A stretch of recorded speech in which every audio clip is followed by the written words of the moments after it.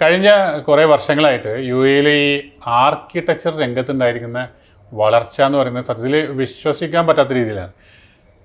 അറിയാലോ, ഞങ്ങൾ ഒരുപാട് പ്രൊജക്റ്റുകളെ കുറിച്ചൊക്കെ കേൾക്കുന്നവരാണ്. യു എയിൽ ഇപ്പോൾ നടന്നുകൊണ്ടിരിക്കുന്ന ആയിരക്കണക്കിന് പ്രൊജക്റ്റുകളുണ്ട്. ഈ ഓരോ പ്രൊജക്റ്റുകളിലും ഒരുപാട് യൂണിറ്റുകളും വിൽക്കപ്പെടുന്നു. അപ്പോൾ ഈ വിൽക്കപ്പെടുന്ന യൂണിറ്റുകളിലെ ആർക്കിടെക്ചർ രീതിയിലുള്ള സാധ്യതകൾ അത് ഒരു ഡെവലപ്പർ തരുന്നതിൻ്റെ അപ്പുറത്തോട്ട് കസ്റ്റമൈസ് ചെയ്യുന്ന ഒരുപാട് ഓപ്ഷൻസുകൾ വന്നിട്ടുണ്ട്. രണ്ടാമത്തെ ഓപ്ഷൻ എന്ന് പറയുന്നത് ഇവിടെ ലാൻഡ് എടുത്തുകൊണ്ട് സ്വന്തമായി വീട് പണിയുന്ന മലയാളികൾ അടക്കമുള്ള ആളുകളുടെ എണ്ണം ഭയങ്കരമായി വർദ്ധിച്ചുകൊണ്ടിരിക്കുക. ഞാനൊക്കെ നാട്ടിൽ ഹൗസ് വാമിംഗ് അറ്റൻഡ് ചെയ്തിരുന്ന പോലെ തന്നെ യു എയിലെ സുഹൃത്തുക്കളുടെ വീടുകളിലെ ഹൗസ് വാമിംഗ് അറ്റൻഡ് ചെയ്തുകൊണ്ടിരിക്കുകയാണ്. അപ്പോൾ ഇത്തരത്തിൽ ലാൻഡ് എടുത്ത് ചെയ്യുന്ന ആളുകളൊക്കെ ഇവിടെ നല്ല ആർക്കിടെക്ട്സിനെ അന്വേഷിച്ചുകൊണ്ട് നടക്കുക.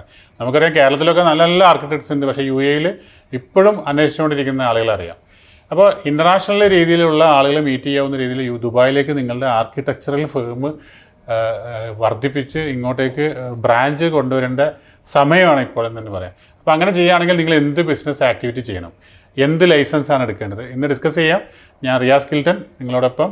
അതേപോലെ തന്നെ ഇന്ന് ഒരു പ്രത്യേകതയുള്ള വീഡിയോയ്ക്ക് എൻ്റെ സീനിയർ കൺസൾട്ടൻ്റ്, ഒരുപാട് വർഷങ്ങളായിട്ട് വർക്ക് ചെയ്യുന്ന സീനിയർ കൺസൾട്ടൻറ്റ് എബിൻ കൂടി ഞങ്ങളോടൊപ്പം ജോയിൻ ചെയ്യുന്നുണ്ട്. ഈ ആർക്കിടെക്ചറൽ കൺസൾട്ടൻസി ലൈസൻസ് എങ്ങനെ എടുക്കാം, അതിന് എന്തൊക്കെ ചാർജസ് ആണ്, ഗവൺമെൻറ്റിലേക്ക് നിന്ന് എന്തൊക്കെ അപ്രൂവൽസാണ് എടുക്കേണ്ടത് എന്നുള്ള കാര്യങ്ങളൊക്കെ ചോദിക്കാം. കഴിഞ്ഞ മാസം എബിൻ ഇപ്പോൾ ഒരു ആർക്കിടെക്ചറൽ ഇതേപോലുള്ള ലൈസൻസ് എടുത്ത് കുറച്ച് ദിവസങ്ങളായിട്ടുള്ളൂ അല്ലേ നമുക്ക് ക്ലയൻറ്റ് വന്നിട്ട്.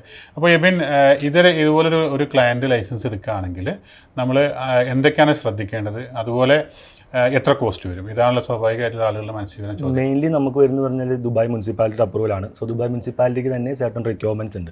സോ ആർക്കിടെക്ചറൽ ഡിസൈൻ കൺസൾട്ടൻസി എന്നൊരു എക്സാക്ട് ആക്ടിവിറ്റി വെച്ചിട്ട് മാത്രം മുനിസിപ്പാലിറ്റി അപ്രൂവൽ തരില്ല. സോ അതിൻ്റെ കൂടെ നമ്മൾ ആഡ് ഓൺ ചെയ്യേണ്ട ഒരു ആക്ടിവിറ്റിയാണ് കൺസ്ട്രക്ഷൻ എഞ്ചിനീയറിംഗ് സർവീസസ് എന്ന് പറഞ്ഞ ആക്ടിവിറ്റി. പിന്നെ മിനിമം ഒരു ആർക്കിടെക്ചർ എഞ്ചിനീയർ മാൻഡേറ്ററി ആണ് ഈ കമ്പനിയിൽ വർക്ക് ചെയ്യണമെന്ന് പറയുന്നത്. ആളായിരിക്കും മാനേജർ. ആളത്തിൻ്റെ ഒരു 9 months ഇൻ എൻ ഇയർ യു എയിൽ തന്നെ ഉണ്ടാവണം.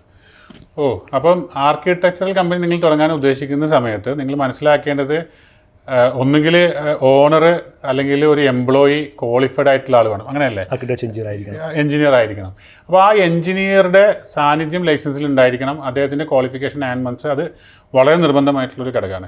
അപ്പോൾ അങ്ങനെ നിങ്ങൾ അത് കണ്ടെത്താനായി ശ്രമിക്കുക. പിന്നെ എവിടെ നിന്നാണ് അവർ ടെസ്റ്റ് ചെയ്യേണ്ടത്? ഇതൊക്കെ ടെസ്റ്റ് സൊസൈറ്റി ഓഫ് എഞ്ചിനീയേഴ്സ് എന്നുള്ളൊരു ഡിപ്പാർട്ട്മെന്റ് ഉണ്ട് യു എയിൽ. സൊസൈറ്റി ഓഫ് എഞ്ചിനീയേഴ്സിനെ രജിസ്റ്റർ ചെയ്തതിന് ശേഷം നമുക്ക് ഈ ലൈസൻസ് കഴിഞ്ഞിട്ടാണ് സൊസൈറ്റി ഓഫ് എഞ്ചിനീയേഴ്സ് രജിസ്റ്റർ ചെയ്യുക. ഇത് കഴിഞ്ഞാൽ നമുക്ക് ദുബായ് മുനിസിപ്പാലിറ്റിയുടെ യൂസർ നെയിം പാസ്വേഡ് എല്ലാം കിട്ടും.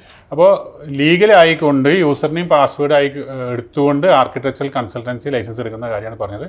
കാരണം ഒരൊറ്റ ആക്ടിവിറ്റിയിൽ അതോടൊപ്പം നമുക്ക് മറ്റൊരു ആക്ടിവിറ്റിയോട് കൂടി ചേർത്തുകൊണ്ടാണ് മുനിസിപ്പാലിറ്റി ആ ലൈസൻസ് തരുന്നത്. ഇനി വേറെ കാര്യമുള്ളത്, ഇത്തരത്തിൽ ക്വാളിഫൈഡ് ആയിട്ടുള്ള എഞ്ചിനീയർ ഇല്ല എന്ന് വിചാരിക്കുക.